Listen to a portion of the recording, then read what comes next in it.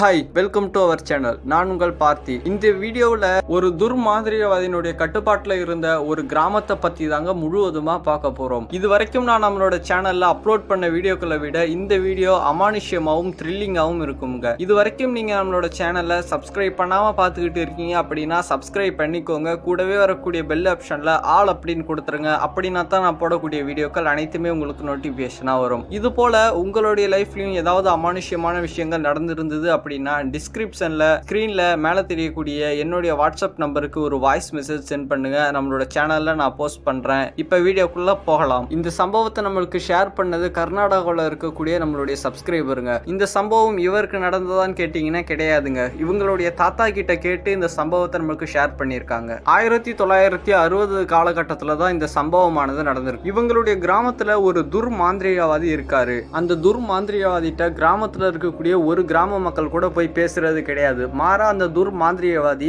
கிராமத்துக்குள்ள வந்தாரு அப்படின்னா எதற்காக இவன் இப்ப கிராமத்துக்குள்ள வந்தா அப்படின்னு சொல்லிட்டு அவர்கிட்ட சண்டை போடுறதுதான் இருந்திருக்கு. ஒட்டுமொத்த கிராம மக்களும் சேர்ந்து அந்த துர்மாந்திரியவாதியை ஊரை விட்டு தனியா ஒதுக்கி வச்சிருக்காங்க. வெளியில தன்னை கிராமத்தை விட்டு ஒதுக்கி வச்ச உடனே இந்த மாந்திரியவாதி யோசிக்க ஆரம்பிக்கிறாருங்க. நம்ம என்ன தவறு செய்தோம்? நம்ம கிராம மக்கள், நம்மளுடைய கிராம மக்களை நம்ம ஏதாவது துன்புறுத்தணுமா? இல்லையே. நம்ம தெய்வ சக்திகளுக்கு பதிலாக தீய சக்திகளை மட்டும்தான் நம்ம வழிபாடு பண்றோம். நம்மளுடைய கிராம மக்களுக்கு நம்ம எதுவும் கெட்டது பண்ணல. அப்படி இருந்தும் எதற்காக இந்த கிராம மக்கள் நம்மளை ஒதுக்கி வைக்கிறாங்க அப்படின்னு சொல்லிட்டு அந்த மாந்திரியவாதிக்கு ரொம்ப கோபம் வருது. கோபம் வந்த உடனே தான் அந்த மாந்திரியவாதி ஒரு விஷயத்தை யோசிக்க ஆரம்பிக்கிறாரு. நம்ம எதுவுமே செய்யாம இருந்தாலுமே இந்த கிராம மக்கள் நம்மளை ஒதுக்கி தான் வச்சிருக்காங்க.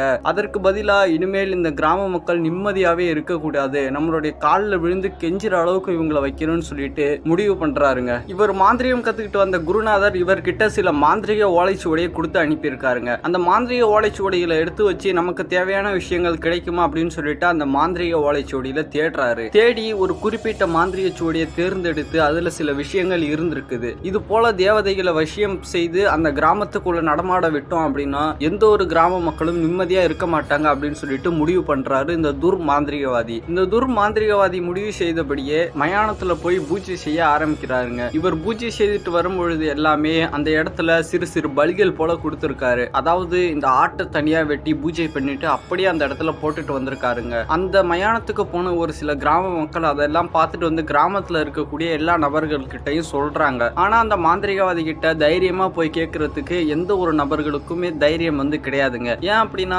மாந்திரியத்துல தனக்கு ஏதாவது செய்திருவாரா அப்படின்னு சொல்லிட்டு இருக்கக்கூடிய பயமே அவர்கிட்ட போயிட்டு கேட்க முடியாத அளவுக்கு இருந்திருக்கு. இது போல அவர் வணங்கக்கூடிய தீய சக்திக்கு நிறைய பலி கொடுத்து அப்படியே அந்த மயானத்திலேயே போட்டுட்டு வரத வழக்கமா வச்சிருக்காருங்க. இதெல்லாம் தொடர்ந்து கிராம மக்கள் நோட் பண்ணிக்கிட்டே தான் இருக்காங்க. ஆனா எந்த ஒரு மக்களுமே அவர்கிட்ட போயிட்டு கேட்கறதுக்கு ரொம்ப பயப்படுறாங்க. அந்த துர்மாந்திரியவாதி நினைச்ச மாதிரியே அந்த மயானத்துல இருக்கக்கூடிய தீய சக்திகளை எல்லாத்தையுமே பூஜை செய்து தன் வசியப்படுத்துறாருங்க. அதன் பிறகு அங்கு அகால மரணம் அடைஞ்ச அந்த ஆன்மாக்களையும் அவருடைய கட்டுப்பாட்டுக்குள்ள கொண்டு வராருங்க. கொண்டு வந்துட்டு ஒரு அமாவாசை அன்று அந்த கிராமத்துக்குள்ள அந்த தீய சக்திகளையும் அந்த துர் ஆன்மாக்களையும் போக சொல்லி அனுப்புறாருங்க. போயிட்டு அந்த கிராமத்துல ஒரு மக்கள் கூட தூங்க கூடாது, அது போல நீங்க ஏதாவது செய்யணும்னு சொல்லிட்டு அந்த ஆன்மாக்கள் தீய சக்திகளை எல்லாத்தையுமே அனுப்பியிருக்காங்க. இந்த மாந்திரிகாவதி அனுப்பிட்டு கொஞ்ச நேரம் அவருடைய பூஜை ரூம்ல அமர்ந்திருக்காருங்க. அமர்ந்திருக்கும் பொழுது இவர் அனுப்பின எல்லா தீய சக்திகளுமே திரும்ப இவர்கிட்டயே வந்திருக்கு. வந்த உடனே அந்த தீய சக்திகள்கிட்ட இந்த துர்மாந்திரிகாவதி பேச ஆரம்பிக்கிறாருங்க. எதற்காக நீங்க திரும்பி வந்தீங்கன்னு சொல்லிட்டு கேட்கும் பொழுது அந்த கிராமத்துல இருக்கக்கூடிய காவல் தெய்வங்கள் எங்களை கிராமத்துக்குள்ளே போக விட மாட்டேங்குது,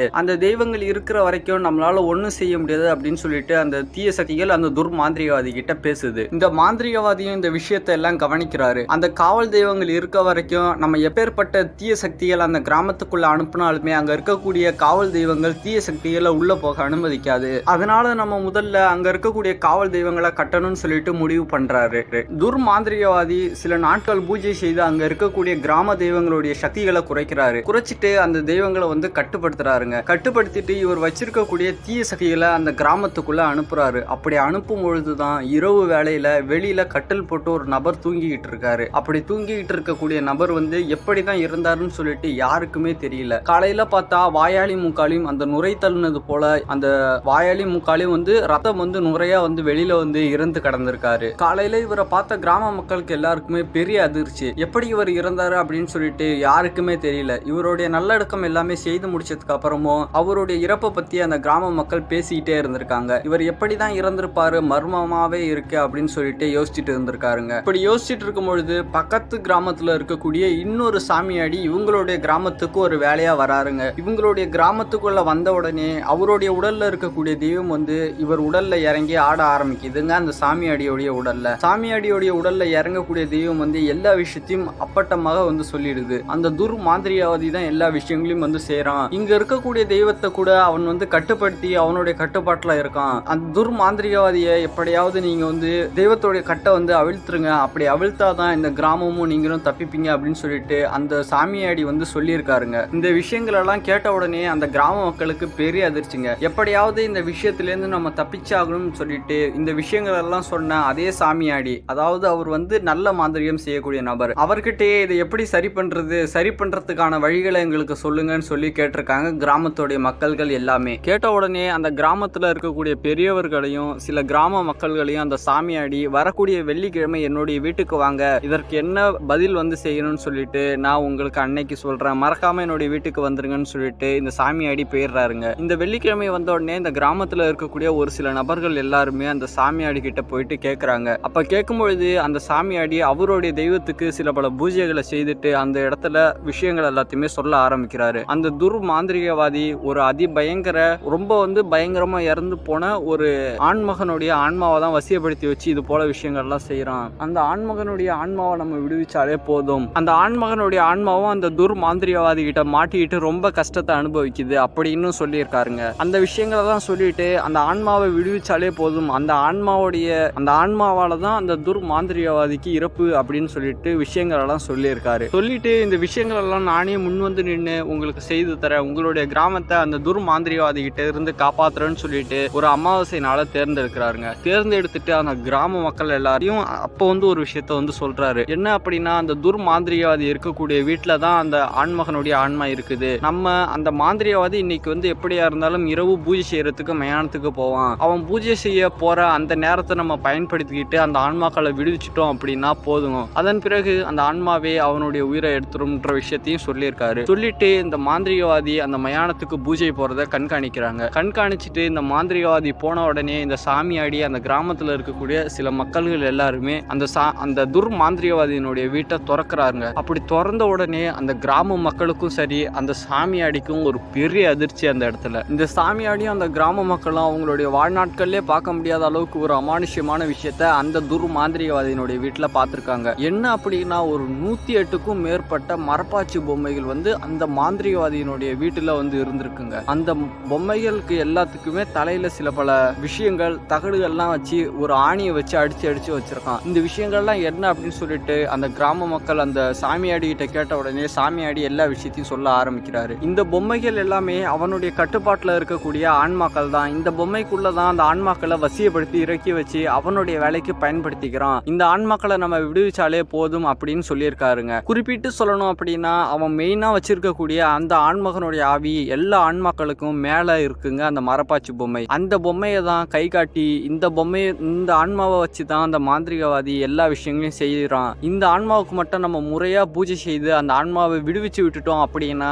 கண்டிப்பா அந்த ஆன்மாவுடைய கையினாலதான் அந்த மாந்திரிகவாதிக்கு சாவு அப்படின்னு சொல்லியிருக்காருங்க. இந்த இடத்துல ஒரு எடுத்துக்காட்டு ஒண்ணு சொல்றேங்க. நம்மளுடைய முன்னோர்கள் எல்லாருமே சொல்லுவாங்க, கத்தி எடுத்தவனுக்கு கத்தியால தான் சாவு அப்படின்னு சொல்லிட்டு. அதே போல மாந்திரிகத்திலையும் இது போல துர்வித்தைகள் எல்லாம் பயன்படுத்தக்கூடிய மாந்திரிகர்களுக்கு அதே தீனாலே தாங்க அழிவு வரும். சாமியாடி அங்க இருக்கக்கூடிய ஆன்மாக்கள் எல்லாத்தையுமே விடுவிக்கிறதுக்காக சில பல பூஜைகளை செய்ய ஆரம்பிக்கிறாரு. இந்த மாந்திரிகவாதி அவருடைய பூஜையை செய்ய தொடங்கின உடனே அங்க இருக்கக்கூடிய தீய சக்திகளும் இவருக்கு எதிராக செயல்படுதுங்க. இந்த மாந்திரிகவாதிகளுக்கும் அந்த தீய சக்திகளுக்கும் சில பல போராட்டமே அந்த இடத்துல நடந்திருக்கு. கடைசியில அந்த போராட்டத்துல அந்த சாமியாடி வந்து வெற்றி பெறாரு. வெற்றி பெற்ற உடனே அந்த ஆண்மகனுடைய தலையில இருக்கக்கூடிய அந்த ஆணியை பிடுங்குறாருங்க. பிடுங்கின உடனே கொஞ்ச நேரத்துல அந்த இடத்துல இருக்கக்கூடிய மத ஆன்மாக்களுடைய தலையில இருக்க ஆணிகளையும் வந்து பிடுங்கி அங்க இருக்கக்கூடிய ஆன்மாக்கள் எல்லாத்தையுமே விடுதலை வந்து பண்றாரு. ஒரு 10 நிமிடம் ஆனதுக்கு பிறகு இந்த சாமியாடி வணங்கக்கூடிய தெய்வம் வந்து அவருடைய உடல்ல இறங்குதுங்க. இறங்கி அந்த துர்மாந்திரிகவாதி இறந்து போயிட்டான், அவனுடைய